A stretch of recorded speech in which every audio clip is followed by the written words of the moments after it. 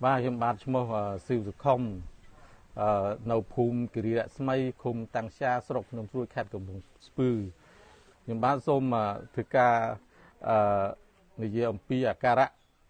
អាស៊ីតដែលខ្ញុំបានឆ្លងកាត់តាំងពីមុនបាទជាដំបូងមុនពេលនេះគឺខ្ញុំអត់ដឹងថាខ្ញុំកើតអីទេព្រោះមុនដំបូងគឺវាក្តៅបាតជើងយ៉ាងនិយាយថាក្តៅបាតជើងតាំងពីចុងជើងរហូតមកជើងមកចំហៀងហ្នឹងគឺក្តៅ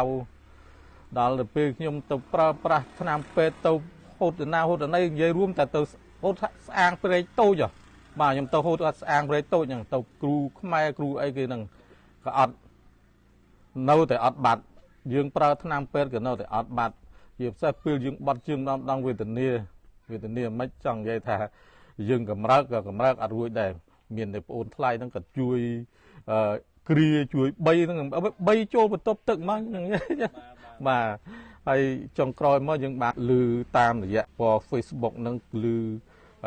គេផ្សព្វផ្សាយអាសង្តានេះឬគេផ្សាយពាណិជ្ជកម្មហ្នឹងក៏យើងបាន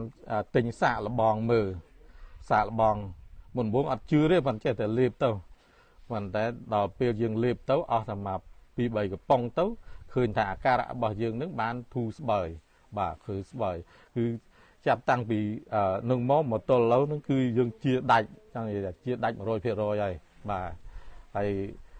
ជាចុងក្រោយខ្ញុំសូមផ្ដាំទៅបងប្អូនដែលមានជាតិអាស៊ីតកើតអាស៊ីតបានន័យថាឈឺចុងដៃចុងជើងអីសូមឲ្យទិញអាថ្នាំអាសង្តានេះយកមកលេបទៅវាមិនខុសបំណងទេបាទនឹងជាដាច់ 100% ដូចជាខ្ញុំអញ្ចឹងបាទ